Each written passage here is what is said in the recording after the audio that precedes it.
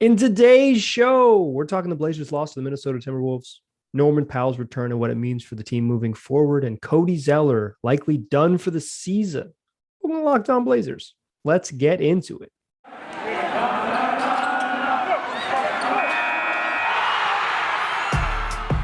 You are Locked On Trailblazers, your daily Portland Trailblazers podcast. Part of the Locked On Podcast Network, your team every day. What up, world? It's your past first point guard and Trailblazer reporter, Mike Richmond. You're listening to another episode of Locked On Blazers, part of the Locked On Podcast Network, available wherever you get podcasts and also on YouTube. If you haven't already, go subscribe to the YouTube channel. I would appreciate it. In today's episode, we're going to talk the Blazers lost to the Minnesota Timberwolves, a 109-107 game that came down to the final buzzer. Talk about the return of Norman Powell, who came back after not playing a game in almost 3 full weeks for the Portland Trail Blazers, back on the floor for the first time. And then Cody Zeller, his season is done. He's headed for surgery, and likely his Blazers career is done. We'll talk about the impacts of Norm's return and Cody Zeller's absence, Cody Zeller's exit. But first, let's do what we do. The fastest recap in the West. The Blazers lose 109-107 to the Minnesota Timberwolves in a high-scoring first half. Blazers led 63-55 at the break. The Blazers offense kind of went away in the fourth quarter where they scored just 19 points. And the Minnesota Timberwolves overcame a late 7-point deficit in the third quarter and closed the quarter on a 14-5 run to take an 84-82 lead into the fourth quarter, and then things got fun. Blazers found themselves down 9 with 3 minutes and 29 seconds left. They'd done a bunch of good work, but Yusuf Nurkic picked up some foul trouble early in the third quarter, and then they kind of found themselves playing from behind, and then it looks like they might be over. Things might be over. Anthony Edwards hits a three. The Blazers are down 9 with 3 minutes and 29 seconds left, but here they come. CJ McCollum hits a three. Edwards steps to the line, misses 2 free throws. Then Nurk gets a layup off a nice little pick and roll feed. Anthony Edwards misses a three. The Blazers still have life. All of a sudden, it's a 4-point game. Norm hits a couple free throws. It's a 2-point game. Believe it if you will. D'Angelo Russell goes to the line. Timberwolves point guard, he splits a pair of free throws. Now the T-Wolves late in the game, missing 3 of 4 free throws to give the Blazers life. And what do the Blazers do with that life? They grab a rebound, don't call timeout, and CJ McCollum steps into another three, this one from the right wing. Tie ball game with 10.5 seconds left. T-Wolves have to take a timeout. They get into just a straight up spread and go get it for D'Angelo Russell. He easily gets by Anfernee Simons, makes a layup. Actually, was called for a goaltend block and one that came off the glass. That one counts. Blazers have one last chance. They set up a left wing shot for Anfernee Simons. He takes a three, kind of harried and difficult, barely catches the rim. Ball comes off hard off the backboard. And that's your ball game. Minnesota holds on and wins 109-107. That's your fastest recap in the West. This one came down to the final couple minutes, but the Blazers really kind of lost this game in the third quarter with a tough third quarter. But this game also was, I call other games talent games. I think Minnesota was better than the Blazers in this one, but not to the point where the Blazers just lost because they weren't talented. That said, Anthony Edwards was the best player on the floor. He was the best player on the floor by a relatively wide margin. He finished with 40 points, 9 boards, 0 assists, 3 steals, and 3 blocks. He hit 5 threes. Obviously, he missed those free throws, but he made 5 of his first 9 threes. He actually made 5 of 10, but one of them was a heave. He made 5 of his first 9 threes. Like, he was on a heater, and he had 14 in the fourth quarter to help put this one away. He led the T-Wolves, who got 22 from D'Angelo Russell and 17 from Karl Anthony Towns. On the Blazers side, Yusuf Nurkic, 20 points, 14 rebounds, and 4 assists.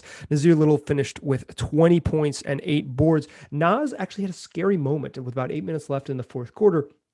He was going up for a rebound with Karl Anthony Towns. I got Zeller on the brain. With Karl Anthony Towns, and he kind of his left shoulder kind of got caught up with Towns when he went up. It wasn't totally clear when I saw it on the replay. Saw it a couple times. Not totally clear what it was, but he went down in a heap. He was kind of writhing around. Looks like it was a bad shoulder injury, like a collarbone or a dislocated shoulder. Like it was very, very scary when it happened. And you never want to see anyone get hurt, but someone, particularly a young guy who's having this opportunity and playing really well, like Nas was, he gets up, slowly walks off under his own power, jogs to the back, and then he came back. He was, cleared to play and ended up playing the final defensive possession for the Blazers when they gave up a layup. But he finished with 20 points and 8 boards, 17 for Anfernee Simons. He goes 5 of 18 from the floor, just not a good shooting night, and just 15 from CJ McCollum, 5 of 15. The Blazers are like, they need those dudes to play well. And if those dudes are going to combine to shoot 10 of 33 and finish with 32 points, they're going to lose. I mean, that's just how it works. Norman Powell, 8 points, 5 boards off the bench. He kind of looked like a guy playing his first game since in 3 weeks. 9 from Ben McLemore, 8 from Dennis Smith, and Trendon Watford had 2 points and 5 boards in 14 minutes. A couple things about this one. Crunch time situation. I liked what the Blazers I like the Blazers not taking a timeout with after D'Angelo Russell misses a free throw for a couple of reasons. One, the Blazers had to take a timeout with about at the 4-minute mark when Robert Covington got caught in the below the belt in the groin when he was going up for a rebound. He stayed down. They had to take a foul. That was the foul where Anthony Edwards missed 2 free throws and they had to use their timeout. It was just all bad. Put the Blazers in the bonus, and they had to take a timeout they didn't want. So when you have one timeout, I think regardless of the situation, even if D'Angelo Russell hits both, I think you want to just go and get a shot off and then play the foul game and keep your timeout, because either way you're going to need it to kind of extend the game. And if he misses particularly, I like that decision making because you have dudes who like to dribble into 3-pointers. You're going to get a better shot just kind of running in transition and letting CJ McCollum and Anfernee Simons pull up than letting a good defensive team get their defense set. And then you basically have one shot to like extend the game or not. So I like not taking that time out there. I thought that was late game execution that I liked. Late game execution that I really, really, really did not like on the other end though is so CJ hits that 3 in transition. They get the rebound, they push. Norm hits it ahead to CJ. CJ hits a deep pull up. CJ hadn't shot particularly well. It was 2 for 8 when he took that one, hits that one, 3 for 9. Let's go. But Minnesota takes time out, and the Blazers come out to defend with 10 seconds left, right? Like it's a tie game. So you think most likely Minnesota will use all of the clock. You want to get your best defensive grouping in there. And initially, Jusuf Nurkic was in the game and on the ball, and Chauncey Billups made the sub to put Nassir Little in the game, and he took Nurk out. And I get the idea, and Chauncey explained it afterwards that he was going to he wanted to switch everything, and if you put Nurk in there, you maybe end up with a switch you don't like. And Nurk had 5 fouls, and so you're risking him, and then you don't have your screen setter if you're still alive, or don't have him for overtime if you do get a stop. The foul thing doesn't really matter to me. I just disagree with that foul conservatism. You want him in the game because he's that's the most important part of the game. You're not, what the hell are you saving him for? But I think that was more, the explanation was more about switching. And I get that. I understood what he was doing in the moment. I understood the explanation, but I would rather have Nurk in the game. And I would have rather taken CJ McCollum or Anfernee Simons out in the situation. Take your pick. Both those guys are competitive and decent defenders, but I would rather go with whoever you think of. Either of those is your weakest defender. For me, that's Anfernee Simons, pretty clearly. I would have taken, if you want to keep Ant in there because he's, on the ball and been competitive, et cetera, and you got to take CJ out there. And why I would do that is because what the Minnesota Timberwolves did is they ended up just spreading him out and saying, go get it, like an ISO bucket. And D'Angelo Russell just walked past Anfernee Simons, didn't even really put a move on him, kind of just walked past him for a layup and got beat, gave up a left-hand drive and gave up a layup. You give up a layup with 10 seconds left. But the Blazers didn't have any rim protection in there. They didn't have anybody to step in. So when Ant gets beat, your backside help just wasn't there. Rocco was out on Karl Anthony Towns, who had hit 3 threes and was shooting well, and they had Rocco on that matchup pretty much all night so they could switch that screen. Nurk had been guarding Jared Vanderbilt almost the majority of the game. He was going to be in the helper spot. Keep him in that helper spot. Keep him in to protect the rim. I would have rather seen that. You'd also rather see every time is not give up a layup in that situation, but what are you going to do?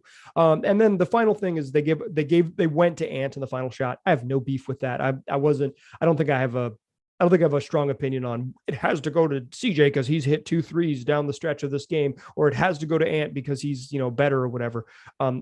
Either one, don't care. But Chauncey mentioned something I think was interesting, was that he wishes that Ant had taken a little more time there and he had enough time to take a dribble and get into his floater range, especially because the defense was with Vanderbilt was really strong on him and really strong like on his shooting hand, made that shot hard. It was gross off the backboard, like a hard three, didn't really give itself much of a chance. But because you're only down 2, you don't have to take a 3. I like taking a 3. I like going for the win, but I thought it was an interesting point from Billups that Simons had some time. So a thing I liked from Billups, a thing I didn't like from Billups, and an interesting point from Chauncey. He gets it all the way around here in the final minutes, and that's just kind of the nature of a close game. What I want to talk about in the second segment, Norman Powell makes his return. First time we've seen him in action since January 7th. We're not going to review what Norm did. Not going to go shot by shot, but I think there's a sort of larger ripple effect. We'll talk about that ripple effect in the second segment. Before we do that, let me tell you about Prize Picks. It's daily fantasy made easy. You can download the app in your app store, whatever mobile device you got. You can go visit their website, prizepicks.com. And right now they got a no-brainer, wonderful deal. If you are a new user, when you're at prizepicks.com or downloading the app, use the promo code NBA when you are setting up, making your first selections, making your first bets, and you pick a player, that player scores 1 point, you will get a free $50 deposited in your account when you use the promo code NBA. That's a free $50 for one selection, 1 point, $50. Literally pick Anfernee Simon, CJ McCollum. They're going to score 1 point tomorrow night against the Dallas Mavericks. You're going to win some money. Prize Picks, super easy. You're just picking the over-under set by their odds makers. You set up a 2 to 5 man ballot. You can cross sports if you want to do football and basketball or any other sports that meet your fancy. Super simple, super easy. Go to prizepicks.com or download the app and use that promo code NBA to take advantage of this offer. Today's show is also brought to you by Gresham Family Law. Do you have a family attorney? Well, Gresham Family Law could be the solution for you if you don't. When you're faced with a big decision that could affect your family and your future, remember that you don't have to face it alone. Gresham Family Law has your back. From helping you prepare for a successful marriage, to protecting your home, to preserving your legacy and ensuring that your last wishes are honored with respect, Gresham Family Law is proud to provide holistic family law representation and counsel in the areas of family law, including divorce, custody, probate of wills, estate planning, and bankruptcy. So you can call the Gresham Family Law right now, their offices right now at 503-465-9900. You'll be able to set up an in-person consultation at their location at 1217 Northeast Burnside Road in Gresham, or if you prefer to do it over Zoom, over video conference, or over the phone, you can do that as well. Plus, home visits are available for certain types of clients and certain types of cases. Visit GreshamFamilyLaw.com for more information. All right. So we talked about the Blazers' loss to the Minnesota Timberwolves. Just a tough one. The Blazers have been playing well. This was a game that they definitely could have won, and they didn't. And it came down to the final couple seconds. Needed a defensive stop, needed one more bucket. They were right there. It happens. If you're rooting for losses, you got a good one. This was an entertaining game that ended with a loss. I'm happy for you. But this game is also marked by the return of Norman Powell, Stormin' Norman. Understand the grind. I was going to say respect the grind, but I got to get Norm's branding right. UTG, understand the grind. Norm comes back. He had not played since January 7th. He'd missed 8 games, 6 while he was in health and safety protocols, the COVID health and safety protocols, and then 2 more with personal reasons. So he'd missed the last 8 games, hadn't played since January 7th. That's 18 days off, 19 days in between games. And he, quite frankly, he looked like a player who hadn't played basketball in 3 weeks. Played 26 minutes, was 2 of 4 from 3, 0 of 2 from 2-point range, made both of his free throws. Those came in the final 2 minutes to keep the Blazers in this game. Finished with 8 points, 5 boards, and 2 assists to go with the steal. If you're into this, he was minus 14 in 26 minutes. But instead of like I said, we're not going to do a minute by minute breakdown of all 6 of Nas's field goal attempts and some of his like defensive possessions. He was tasked with guarding Anthony Edwards late in the game. And Ant was good. And at 14 in the fourth quarter, Ant was just fantastic. That's kind of sound like I was setting up to dunk on Norm. It was fine. Ant was really good. It happens. Players are good. It's hard to play defense in the league. Certainly one-on-one against elite scores. But the more notable thing about Powell's return is that this is the first game he's ever come off the bench for the Portland Trail Blazers. 27 of 27 last year, and then the playoffs, 34 regular season games this year. He started all 34 prior to this one. 67 games, all starts. And prior to the game, Chauncey Billups told reporters, assembled media, that he was going to keep Norm on the bench because Norm had a minutes limit. I assume Norm's minutes limit was roughly half the game. He played a shade over 25 minutes tonight, 26 minutes tonight. I assume that's kind of the high end of his minutes limit.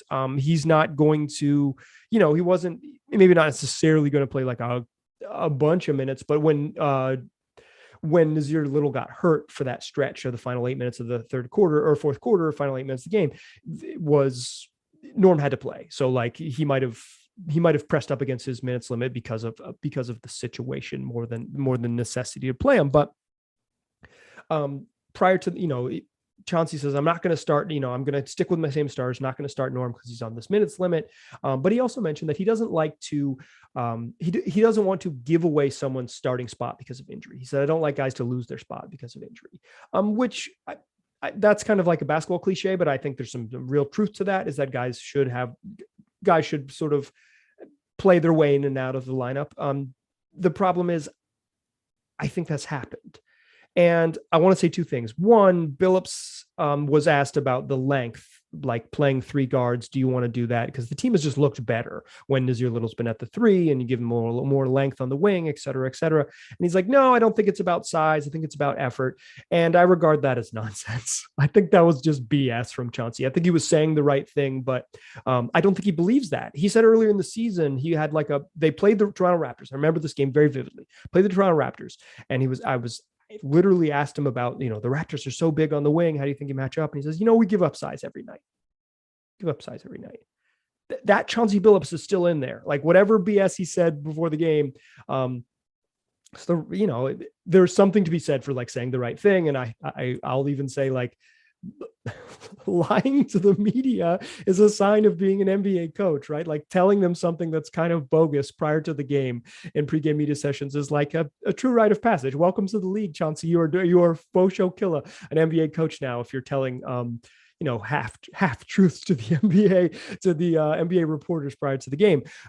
I don't think Chauncey believes that, though. I think he wants size in the wing. I think he desperately wants size in the wing. And I think he was frustrated early in the season by being hamstrung by how small this team was and how kind of committed they were to playing 3 6'3" guards pretty much at all time. So the ripple effect of Nas's return is not necessarily that I think like he's going to be on the bench forever. It's that Chauncey's going to be faced with a tough decision because Nassir Little deserves to play. He finished with 20 points tonight. And he had 17 and was rolling through, through 2 and some change quarters. Early in the third quarter, he hits another 3, hit 4 threes, but he had his third 3 to push him to 17. Like he was balling. Like he was arguably the Blazers' best player. I thought Nurk had an okay game, but he was a little too forward early with his offense. Like Nas deserves to play. And if you bump Nas up to 4, you're even smaller. Like you're exacerbating the problem even further. So Norman Powell's absence Norman Powell's return from his absence creates an interesting decision for Chauncey Billups. I think eventually he'll go back to the 3-guard pairing because of, respect and salary and all those things. And we'll just see Nas come off the bench and play similar amount of minutes, but whatever. But I don't think Chauncey wants to do that in his heart. And I also think the team has just straight up looked better. If you're asking me what they should do, stick with the same starting group, make Norm the 6th man. You say like, oh, but he's paid to be a starter. He just paid. He's just paid. His role is determined outside of the salary. There are politics and all those things involved with NBA stuff, but I just straight up think Nassir Little deserves to start. He's been better, and he's incredibly important to this like Blazers future, is that he's an NBA starting small forward. The other thing here is that some of this stuff may work itself out. Norman Powell may get traded. Robert Covington may get traded. CJ McCollum may get traded. So like the roster stuff will work itself out. But I think it's really, Chauncey said today, and you got to trust, I'm a big proponent, if you've listened to the podcast, big proponent in talking to the principal actors involved with this and listening to their words. Chauncey said that he doesn't want to give away Norm's starting spot because of injury and because of COVID or illness or whatever it is. So he wants to go back to that 3-guard look, and the 3-guard look's unavoidable. Like, off the bench, you're playing Dennis Smith Jr., Ben McLemore, and Norman Powell, or you're playing Dennis Smith Jr., Ben McLemore, and Nas. You're still going to go with 3 guards at some point, either going to start or they're going to be your bench group. I would much rather have the bench group be a little bit smaller. I think you can get away with those sort of smaller groupings when you're playing against other second units, as opposed to when you're a little bit bigger. Plus the Blazers have just been straight up better. They've been, something like the 20th best defense in the NBA since they've inserted Nas into the starting lineup. They're better with length. Don't go back to it. I understand the politics of it, but don't. Ant deserves to play and start. Nas deserves to play and start. CJ McCollum is like a cornerstone of this team. He's going to start. You kind of have to start Nurk and Robert Covington, because that's your best 4 and your best 5 by a massive margin. So the question is, it's Nas versus Norm. I lean Nas because of the future and the present of the franchise. It makes more sense. It doesn't mean Norman Powell's isn't good. It just means he's been the Blazers' most consistent offensive player all season. Keep him in that role off the bench and let him see what he can do. And then you get to choose at the end of games what lineups you close with based on what's working. I think that's the way I would do it. But I believe Norman Powell here, if not tomorrow night against the Dallas Mavericks, moving forward, is going to be the Blazers starter. I just think I think they're going to go back to it, and then they'll end up going back and maybe end up going back away from it from there. But that's how I think this shakes out. Before I want to close the show talking about Cody Zeller, his Blazers career is likely done and now he's headed for knee surgery. We'll talk about what that means, what that looks like for the Blazers, and what is on the horizon with Zeller getting injured. But first, or getting headed for surgery. But first, let's talk about Built Bar, the best tasting protein bar on the market. That's what they're doing. They are making a delicious protein bars. My personal favorites, peanut butter brownie, cookies and cream, but they got flavors for whatever your palate is, plus new ones all of the time. So check built.com. I got limited time flavors. So if you like something, you better head on over to their website and cop it quick, because it might disappear. They're always trying new things, changing new things in and out. It's a ton of fun. All of these protein bars pack a punch: 17 to 18 grams of protein, 130 to 180 calories, 4 to 5 grams of sugar, 5 grams of net carbs. That's right. Protein bars are fun. New flavors are fun. Seasonal flavors are fun. I'm having fun. Built Bar is fun, sir. So go have some fun, sir. Use the promo code LOCKED15, get 15% off your order at built.com. That's promo code LOCKED15 for 15% off at built.com. Still a pass first point guard. Still Mike Richmond. Still listening to Locked On Blazers. We talked Blazers lost to T-Wolves. We talked to return Norman Powell, and that sort of tough, maybe obvious decision that's ahead for the Blazers, but one that comes with a couple ripples here. But the next sort of ripple effect here is who's not going to be here. Cody Zeller had surgery today, January 25th, as I record this episode. Had surgery today, Tuesday, January 25th, to repair a right patella avulsion fracture. So that's a cracked right kneecap. He's out 8 to 10 weeks. Generously, he could come back at the final week of the regular season, but he's not going to play again this year.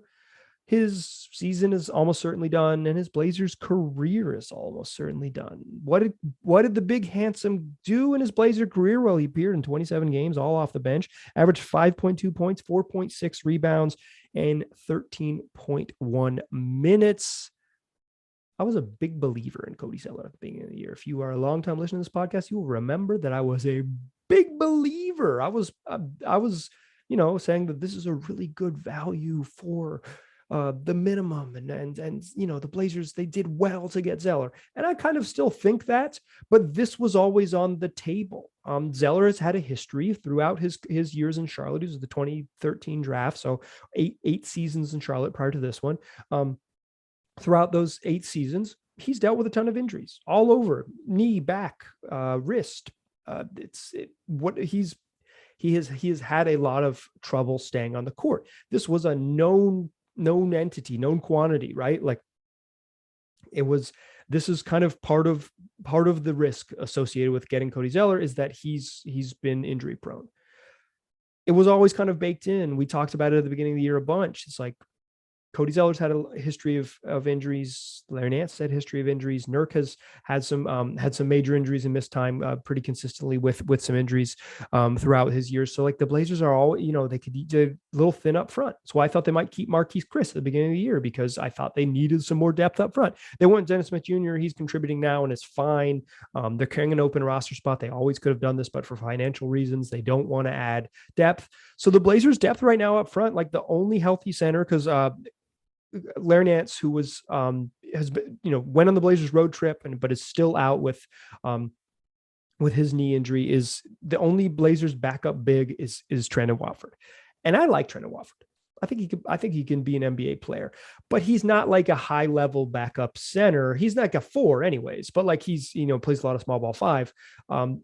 And he has, he has some flashes where he has some positive things, but I'm like, even as a straight up Trendon Watford believer here on this microphone, who I've said that a whole bunch of times. So like, even as someone who's pro Watford, I see his limitations. He's not capable of being like a high level backup in this league for a team that like is going to chase a playoff spot. You're even all the positive he brings, you're just missing the size. When Yusuf Nurkic got in foul trouble early in third quarter, it was Watford who had to play those minutes. And Karl Anthony Towns feasted. He had 12 in the third quarter, because they just didn't have size for that matchup. They don't have that at the end of the bench. Like you could say like, oh, well, Covington played a bunch of backup 5 last year. Well, they don't have a 4 on the end of the bench, right? Like it's, regardless of like who you think is the 4 and the 5, Covington and Ellington is Covington and Watford. Shout out to Wayne Ellington. Covington and Watford is a small duo up front, right? Like you're giving up size, and you can't play a bunch of minutes without Watford on the floor, because you literally don't have another 4 on the roster the way this thing was built. You have Tony Snell, who's not has been a negative for the most part this season. I think Zeller's injury or like this, like now that we know he's not going to return, he came back from this injury, from the knee thing, and played a couple games and clearly just wasn't right and had to go get surgery. Like he tried it and it didn't work. He tried to return, didn't work. I think it's kind of bad that we give athletes credit for playing through injuries, because it's like their physical bodies and their livelihood. But like, yeah, there's a certain amount of toughness and like respect for trying to tough it out that you got to give to Zeller. But now he's headed for a knee surgery and going to miss 2 months. Like, and the impact is the Blazers just like, they desperately need Larry Nance back. But again, this is like a situation where maybe this solves itself. I think like it's like what I'm talking about, the immediate impact. The Blazers are thin up front and remain thin up front. That is the immediate impact for sure. And that's not going to change. Even as your number one podcaster who loves Trendon Watford, there might be others out there, but the one I'm familiar with, me, the biggest Trendon Watford believer that on the mic, the Blazers are thin up front, and they are, they're going to struggle in those minutes, because Watford is a fine complementary part, but probably is just straight up not ready for this big of a role in the NBA. I see the promise. We don't need to see it, we can see the struggles also right there in the present as well. Real limitations if he's your backup center. They desperately need Larry Nance back, or they need some help. I kind of think this might solve itself, because the Blazers are going to make trades. Like I think Cody Zeller very likely to be included in a trade, just because then a team with an open roster spot, you give away Zeller, they get something, a second round pick of some flavor off of you for their troubles. And the Blazers can then either sign someone or acquire another big in the trade, but they've got to acquire another big here at some point if they're going to go for it. Or again, like I said, like I keep saying, it might solve itself. Like there's a chance that by the time you get to February 10th, the Blazers go the other way and they trade Nurk and they trade Rocco. and Zeller and Snell at the end of the bench too, to like make some trades work, and that not having an NBA quality center is a feature, not a bug. I will say this, however, whatever they do, they're going to need frontline help next season. And I think you can get some value for cheaper than what Nurk will command on the market, but you are going to need someone who can start 80 games at center for you some way, somehow.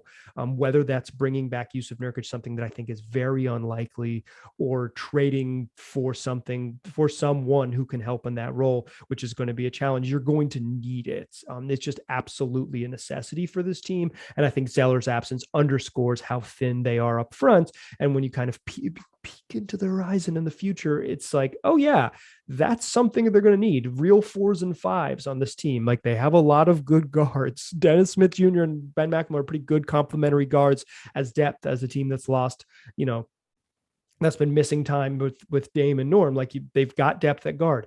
They could use it at all of the other spots now. And I think Zeller's absence underscores that one. That's going to do it for today's show. Blazers play the Dallas Mavericks tomorrow night. Mavs coming off. This is actually, I guess, Wednesday, January 26th show when you're listening to this. They play the Dallas Mavericks tonight.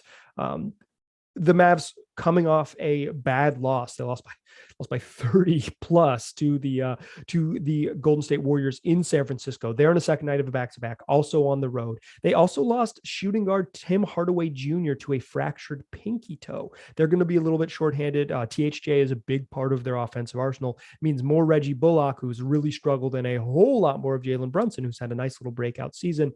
They're going to be missing a key offensive part, but the Mavs last time they played the Blazers beat the snot out of a Blazers team that did not try. So I think an important part for Wednesday's game is having the Blazers try, be competitive, would be my recommendation against a pretty good Mavericks team.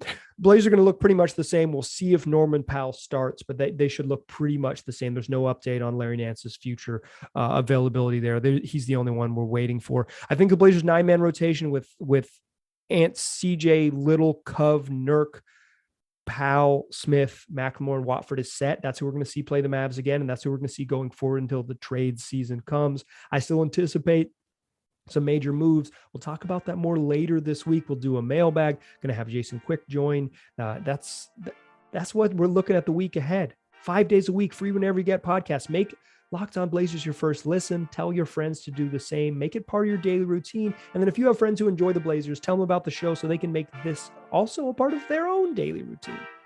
Appreciate you listening. Talk to you soon.